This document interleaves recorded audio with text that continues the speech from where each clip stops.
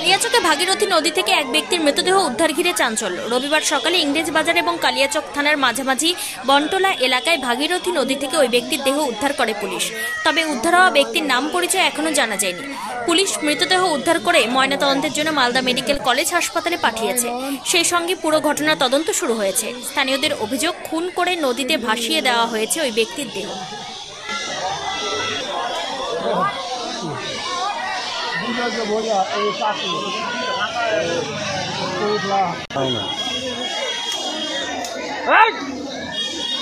क्या है?